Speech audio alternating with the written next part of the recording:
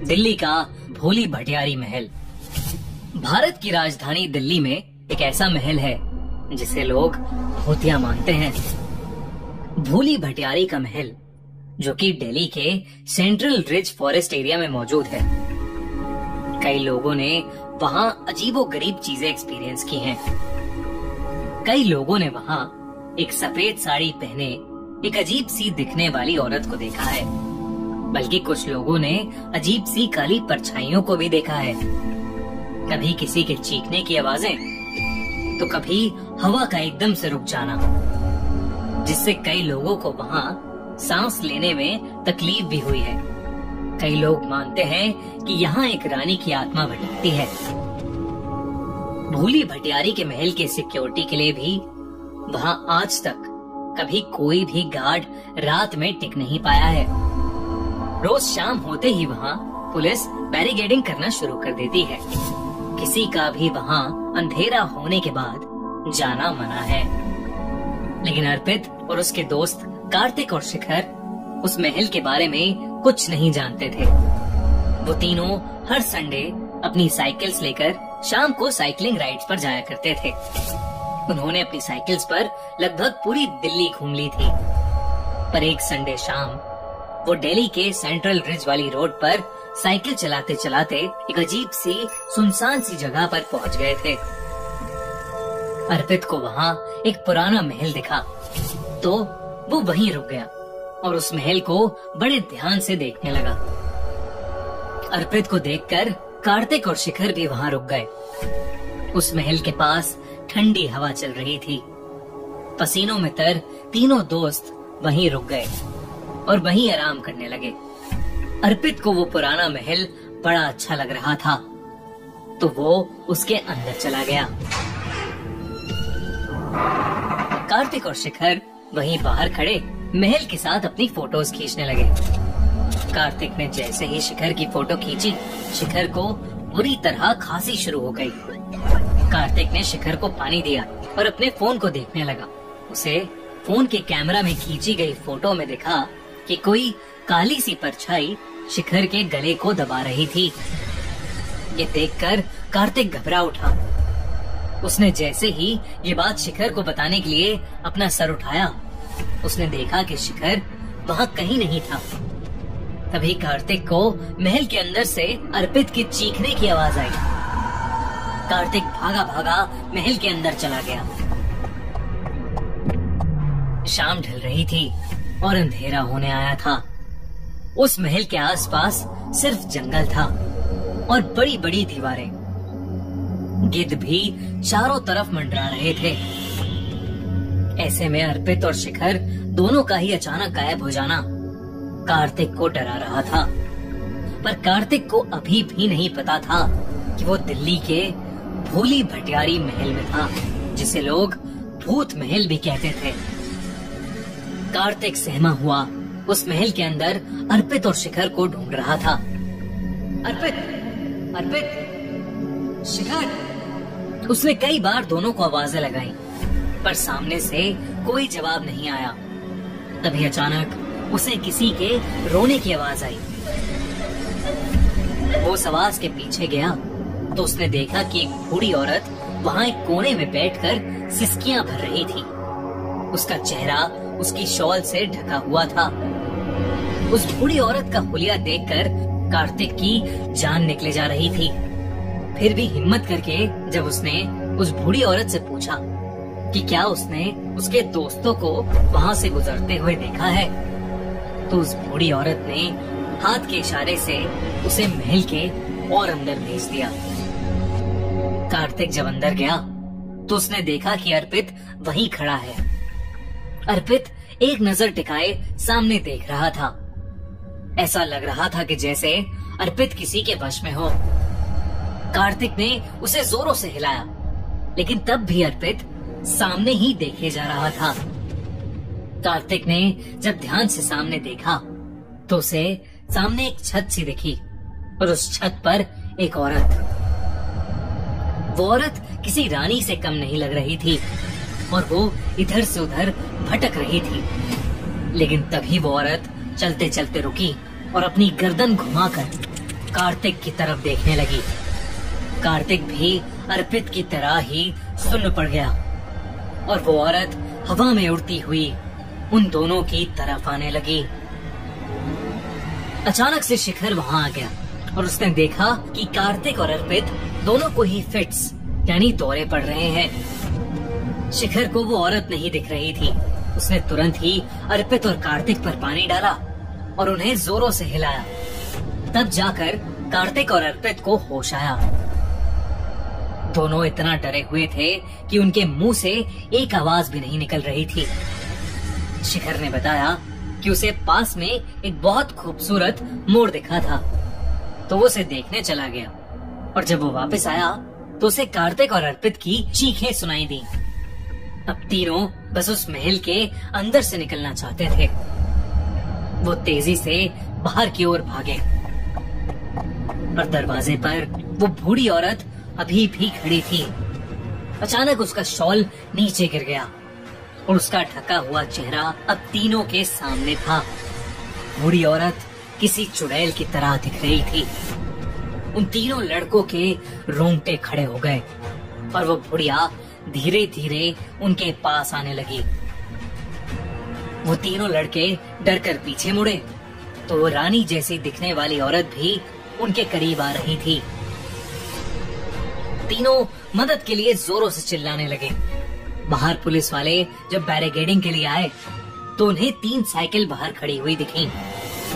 वो समझ गए कि अंदर जरूर कोई है और उन्होंने तुरंत महल के अंदर जाकर चेक किया। तीनों लड़के महल के दरवाजे के पास बेहोश पड़े थे और उनके शरीर बुरी तरह तप रहे थे। उन्हें फौरन पास के हॉस्पिटल भेजा गया।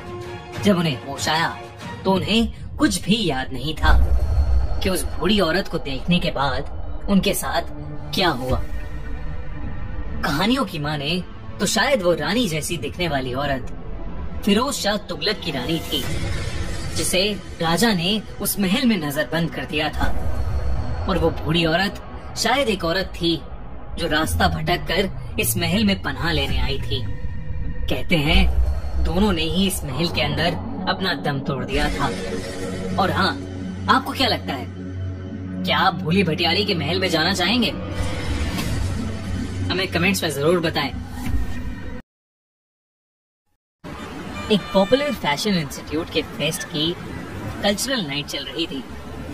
कॉलेज स्टूडेंट्स को ड्रॉप पिकअप करने के लिए वहाँ ऑटो वालों का जाम लगा हुआ था। उन्हीं में से एक ऑटो रिक्शा ऋषि का भी था। किसी नॉर्मल दिन पर अपनी ऑटो लेकर वो रात 10 बजे तक घर लौट जाता था, लेकिन उस दिन उसे लौटे हुए रात के 1 बज चुके थे। ऋषि अपनी ऑटो लेकर उस कॉलेज से निकला तो रोड के ठीक सामने उसे एक बड़ा सा जंगल दिखा। उस जंगल का नाम था संजय वन और वो देखने में बहुत ही ज्यादा डरावना लग रहा था। ट्रैफिक से बचने के लिए ऋषि ने एक लेफ्ट कट लिया। उसने अनुमान लगाया कि वो लेफ्ट कट जरूर मेन रोड की तरफ ही जाता होगा। उस घने और डरावने जंगल के ठीक बगल में ऑटो चलाते हुए ऋषि को थोड़ा डर लग रहा था। अपना ध्यान जंगल से हटाने के लिए उसने अपने ऑटो में रेडियो ऑन कर दिया। पहले तो रेडियो ठीक से चला, लेकिन कुछ ही पलों में उस रेडियो में अजीब सी डिस्टरबेंस आने लगी। फिर एकदम से किसी औरत के कुछ बोलने की आवाज आई तो ऋषि ने घबराकर वो रेडियो ऑफ ही कर दिया। घबराए हुए ऋषि की नजर बार बार उस घने और भयानक जंगल की तरफ जा रही थी। तेज हवा की वजह से जंगल के पेड़ जोर से हिल रहे थे। ऐसा लग रहा था कि शायद कोई तूफान आने वाला है। तभी अचानक से ऋषि को जंगल के अंदर से एक लाल रोशनी दिखाई दी। वो चमकती रोशनी बार बार उसे दिख रही थी। ऋषि को कुछ समझ नहीं आ रहा था। वो बस अपना ऑटो सीधा सीधा चलाए जा रहा था। तभी उसकी ऑटो के सामने एक ट्रैफिक पुलिस वाला पता नहीं कहां से आ गया और उसने ऋषि को ऑटो रोकने के लिए हाथ दिया। लेकिन ऋषि की ऑटो की स्पीड बहुत तेज थी और वो टाइम पर ऑटो नहीं रोक पाया। ऋषि का ऑटो उस ट्रैफिक पुलिस वाले के अंदर से आर पार हो गया। ऋषि ने ब्रेक मारकर जब फाइनली ऑटो रोकी तो वो डर के मारे कांप रहा था। उसे लगा कि उसके हाथों एक एक्सीडेंट हो गया है। किसी तरह जब उसने पीछे मुड़कर देखा तो सड़क पर दूर दूर तक कोई भी नहीं था। ऋषि ने ऑटो से उतरकर रोड पर ध्यान से देखा, पर फिर भी उसे वहां कोई दिखाई नहीं दिया। वो वहां से जल्दी निकलना चाहता था। वो अपने ऑटो में वापस बैठा और उसे स्टार्ट करते हुए उसकी नजर रियर व्यू मिरर पर पड़ गई। उसने जो देखा उसे देखकर वो सुन्न पड़ गया। वो ट्रैफिक पुलिस वाला उस ऑटो की पिछली सीट पर बैठा हुआ था। ऋषि उसे देखते ही जोर से चिल्लाया, पर उस पुलिस वाले ने अचानक ही उसका गला पकड़ लिया। अंधेरे में उस पुलिस वाले का चेहरा नहीं दिख पा रहा था, लेकिन ध्यान से देखने पर ऋषि को दिखा कि उस ट्रैफिक पुलिस वाले का गला आधा कटा हुआ था और चेहरे पर बड़ी बड़ी खरोंचें थी। ऋषि डरकर जोर से चिल्ला पड़ा, लेकिन उस सुनसान सड़क पर दूर दूर तक कोई भी नहीं था। इसी बीच ऋषि को जंगल के अंदर फिर वही लाल लाइट दिखने लगी। संजय वन के ठीक सामने की दीवार बीच से टूटी हुई थी। अपना गला किसी तरह छुड़ाकर वो उसी दीवार के बीच से जंगल के अंदर घुस गया। बिना कुछ सोचे समझे वो बस भागता रहा।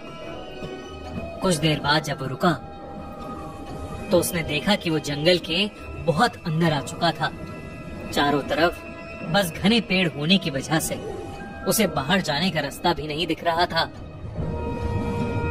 तभी ऋषि को दूर से आती हुई एक आवाज सुनाई दी। वो आवाज किसी रेडियो की डिस्टरबेंस की तरह थी। ऋषि उसी आवाज की तरफ और आगे बढ़ा तो उसे अब उस डिस्टरबेंस के बीच में एक औरत की आवाज भी आ रही थी। ऋषि को अपने कानों पर यकीन नहीं हो रहा था, क्योंकि ये आवाज बिल्कुल उसके ऑटो के रेडियो जैसी ही थी। ऋषि उस आवाज के और नजदीक गया तो उसे वो लाल रोशनी दिखी। वो रोशनी एक औरत की आंख से आ रही थी।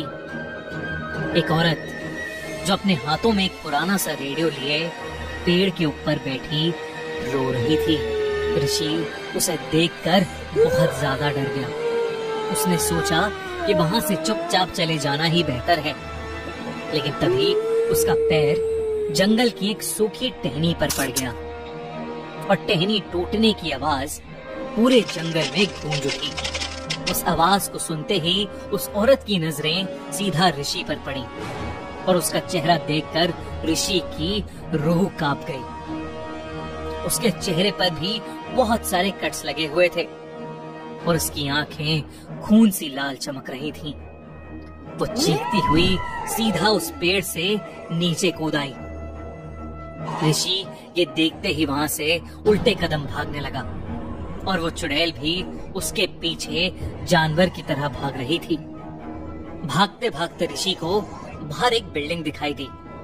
वो उसी की तरफ बस भागता रहा। करीबन 1.5-2 किलोमीटर भागने के बाद वो उस बिल्डिंग के नजदीक आ गया। वहां पर एक पुलिस स्टेशन था। हाफता हुआ ऋषि जब वहां पहुंचा तो वो ढंग से अपने साथ हुआ हादसा बता भी नहीं पा रहा था। जैसे तैसे करके ऋषि ने उन पुलिस वालों को अपने साथ हुआ हादसा बताया, लेकिन हैरानी की बात तो ये थी कि वो पुलिस वाले इस बात को सुनकर बिल्कुल भी हैरान नहीं हुए, बल्कि उन्होंने ऋषि से कहा कि वो खुशकिस्मत है जो जिंदा बच गया। उनमें से एक बूढ़े पुलिस वाले ने उसे बताया कि करीबन 10 साल पहले बाइक पर एक लड़का और एक लड़की एक पुलिस वाले से कुछ बदतमीजी करके बहुत तेज स्पीड में उसी रोड पर जा रहे थे। उनके पीछे वही पुलिस ऑफिसर पड़ गया। पीछा करते करते वो लोग संजय वन के पास पहुंच गए और जब उस लड़के ने बाइक रोकी तो पुलिस वाले ने उसे कड़ी सजा दिलवाने का वादा किया। उस लड़के ने शायद पी रखी थी और इसीलिए अपना होश गवाकर उसने पुलिस वाले की गर्दन पर अपनी बाइक की चाबी गड़ा दी।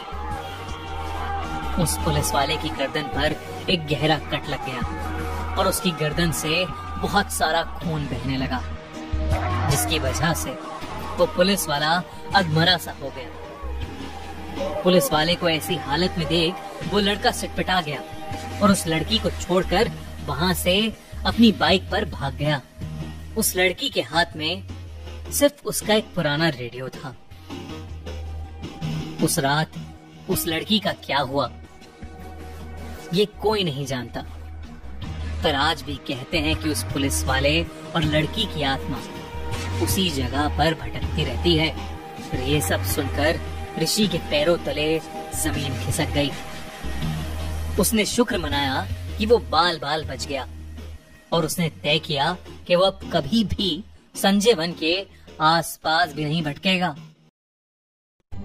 Haunted office, Karkardooma court. Nikhil एक बहुत ही रेप्यूटेड लॉयर था। अपनी 7 साल की प्रैक्टिस में वो आज तक एक भी केस नहीं हारा था और अपने फ्लॉलेस रिकॉर्ड पर उसे बहुत नाज भी था। अभी हाल ही में उसने कड़कड़ढूमा कोर्ट में केसेस लड़ना शुरू किया था और वहां पर भी उसने अपने लिए एक अच्छा नाम कमा लिया था। कड़कड़ढूमा कोर्ट का ऑफिस पूरे दिन लॉयर्स और क्लाइंट्स की हलचल से भरा रहता था। वहां हर कोई बस अपने काम में मग्न होता था। पर एक दिन किसी केस में बहुत बिजी होने की वजह से निखिल अपने ऑफिस का कुछ काम करना भूल गया। वो काम अगले दिन के केस के लिए बहुत इम्पोर्टेंट था, इसलिए निखिल ने डिसाइड किया कि वो रात में ऑफिस में रुककर बचा हुआ काम कंप्लीट कर लेगा। शाम को जब पीएन ऑफिस को लॉक करने आया तो उसने निखिल को कंप्यूटर स्क्रीन के सामने बैठा देखा। वो तेजी से निखिल के पास गया और उससे कहने लगा, अरे साहब, आप अभी तक घर क्यों नहीं गए? कल सुबह कर लीजिएगा काम। निखिल काम में बहुत बिजी था, इसलिए उसने पीएन की बात को इग्नोर कर दिया। लेकिन वो पीएन फिर से निखिल को जाने के लिए कहने लगा, पर इस बार उसने कुछ बहुत ही अजीब सा कहा। साहब, ये कोई मामूली जगह नहीं है, रात को यहाँ कोई भी नहीं रुकता। निखिल वैसे ही बहुत स्ट्रेस में था। उसने फ्रस्ट्रेट होकर पीएन को डांट लगा दी और वहां से उसे भगा दिया। पीएन डर कर वहां से चला गया और निखिल अपने काम पर वापस लग गया। निखिल के काम करते करते उसके लेफ्ट साइड वाले कंप्यूटर की स्क्रीन खुद से ऑन हो गई। निखिल को थोड़ा अजीब लगा और उसने उस कंप्यूटर का प्लग नीचे से ऑफ कर दिया और फिर से काम पर लग गया। पर कुछ सेकंड्स बाद कुछ ऐसा हुआ जो शायद निखिल ने कभी सोचा भी नहीं होगा। उसके साथ वाली चेयर खुद से पीछे हुई और फिर वापस अंदर आई, मानो जैसे कोई चेयर को पीछे खींचकर उस पर बैठा हो। और उसके देखते ही देखते उसके बगल वाली कंप्यूटर स्क्रीन फिर से ऑन हो गई। निखिल कुछ समझ पाता कि इतने में ही उस कंप्यूटर के कीबोर्ड के बटन्स खुद दबने लगे, मानो कोई उस कंप्यूटर को यूज कर रहा हो। निखिल तुरंत अपनी कुर्सी से उठ गया और उसने साथ वाली चेयर को धक्का मारा और कीबोर्ड की आवाज आनी बंद हो गई। तभी निखिल के ठीक पीछे से कोई गुजरा। निखिल पीछे मुड़ा, पर वहां कोई था नहीं। निखिल वापस घूमा तो उसके सामने रखी चेयर धीरे धीरे उसके करीब आने लगी, जैसे कोई उस पर बैठा उसे रोल करके निखिल के पास ला रहा हो। निखिल के पैर वहीं जम से गए थे। वो चेयर रोल होती हुई निखिल के पैरों के पास आकर रुक गई। निखिल के पसीने छूटने लगे। वो अब वहां से भागना चाहता था। हिम्मत करके उसने जैसे ही अपना पहला कदम पीछे रखा, उसे ऐसा लगा कि जैसे उसकी टांग को किसी ने पकड़ लिया है। निखिल जोर से चीखा और जमीन पर गिर गया। अब पूरे ऑफिस की लाइट्स फ्लिकर करने लगी थीं और सभी कंप्यूटर स्क्रीन्स खुद से ऑन ऑफ होने लगे। निखिल डरा हुआ जमीन से उठा और ऑफिस के बाहर भागने लगा कि तभी उसके सामने ऑफिस की चेयर्स, कीबोर्ड्स हवा में उड़ने लगे और इधर उधर गिरने लगे। ऐसा लग रहा था कि मानो उस ऑफिस के अंदर कोई तूफान आ गया हो। ये सब देखकर निखिल के डर के मारे आंसू छूट गए थे। उसे ये सब एक बुरे सपने की तरह लग रहा था। उसने डर के मारे अपनी आंखें बंद कर लीं कि तभी उसे बंद आंखों में एक सफेद रंग की तेज रोशनी दिखी। वो रोशनी इतनी तेज थी कि निखिल की बंद आंखों में भी वो उसे चुभ रही थी। निखिल ने अपनी आंखें खोली तो उस चमकती रोशनी में उसे एक सफेद रंग की औरत दिखाई दी। वो चलती हुई जहाँ जहाँ गुजर रही थी। ऑफिस का तूफान शांत होता जा रहा था। धीरे धीरे वो औरत निखिल के करीब आ रही थी और निखिल मानो उसके वश में हो गया। निखिल उसे अपनी तरफ आते हुए मुस्कुराते हुए देख रहा था। वो रोशनी से बनी औरत की परछाई निखिल के सामने आकर खड़ी हो गई। उसने निखिल के गाल पर अपना हाथ रखा और उस औरत के छूते ही निखिल होश में आया और जोर जोर से चीखने लगा। उसे लगने लगा जैसे किसी ने उसके गाल पर जलता हुआ अंगारा रख दिया हो। निखिल को होश आया तो उसे दिखा कि उसके सामने खड़ी औरत असलियत में एक भयानक आत्मा थी, जिसके चेहरे पर बहुत सारी चोटें लगी थी और उसकी आंखें हरे रंग की थीं। निखिल को अब लगने लगा था कि उसकी मौत उसके बेहद करीब है, पर तभी उसे पीछे से किसी ने खींचा और ऑफिस से बाहर ले गया। निखिल को बचाने वाला और कोई नहीं बल्कि वही पियन था, जिसको निखिल ने वहां से भगा दिया था। निखिल की हालत और उसका जला हुआ चेहरा देखकर वो पियन बहुत घबरा गया और उसने बताया कि निखिल की चिंता में वो आधे रास्ते से वापस ऑफिस आ गया था। ऑफिस के नीचे पहुंचते ही उसे निखिल के चीखने की आवाजें आईं और वो दौड़कर ऊपर आ गया। उस बूढ़े पियन ने निखिल को बताया कि कड़कड़डूमा कोर्ट का ऑफिस एक भूतिया जगह है। वहाँ एक नहीं बल्कि कई आत्माएं हैं जो रात में बाहर निकलती हैं। कहते हैं कि एक औरत को गवाही देने से रोकने के लिए कोर्ट के पास चाकू से मार दिया था। तब से उस औरत की आत्मा भी वहीं भटकती है। उस कोर्ट में सूरज ढलने के बाद कभी कोई भी नहीं रुकता, इसलिए वो निखिल को भी वहाँ रुकने से मना कर रहा था। ये सब सुनकर निखिल की रूह कांप गई। उस दिन के बाद से निखिल ने कुछ दिनों के लिए ऑफिस से छुट्टी ले ली। उसके चेहरे का घाव तो भर गया, पर उस रात जो घाव उसके दिल और दिमाग पर आए वो शायद कभी ठीक नहीं हो पाएंगे। दोस्तों, कड़कड़डूमा कोर्ट के ऑफिस के बारे में काफी सारे न्यूज चैनल्स ने भी रिपोर्ट किया है कि वो हॉन्टेड है। ये वीडियो क्लिप जो आप देख रहे हैं, ये ऐसे ही एक न्यूज प्लेटफॉर्म अमर उजाला ने अपनी ऑडियंस के साथ शेयर की थी।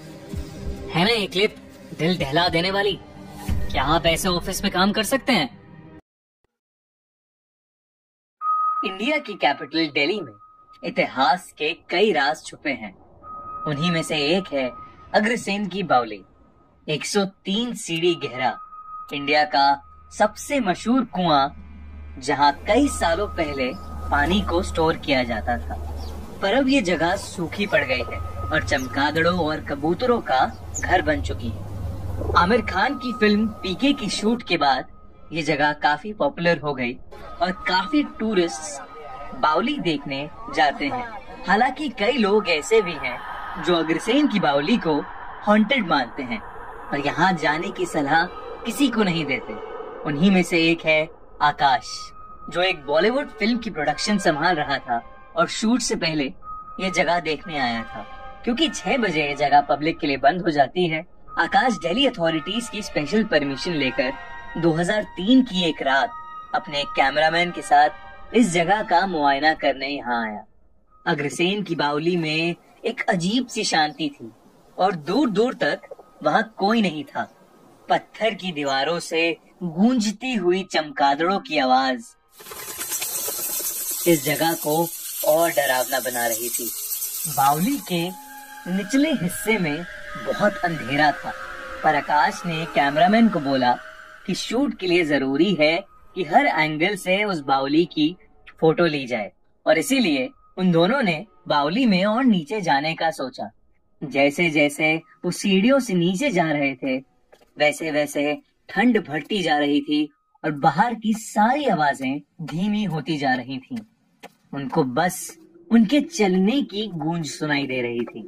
अचानक आकाश को लगा कि बावली के अंदर के झरोखे से कोई एक साइड से दूसरी साइड भागा। उसे एक सेकंड के लिए ये अजीब लगा, पर उसने सोचा कि शायद ये उसका वहम है, और वो अपने कैमरामैन को बिना कुछ बोले और नीचे उतरने लगा। एकदम नीचे पहुंचकर जब कैमरामैन बावली की अलग अलग फोटोज ले रहा था, तब अचानक एक फोटो खींचने पे उसे ऐसा लगा कि कोई भूतनी उसके सामने खड़ी है। उसके हाथ से कैमरा नीचे गिर गया और टूट गया।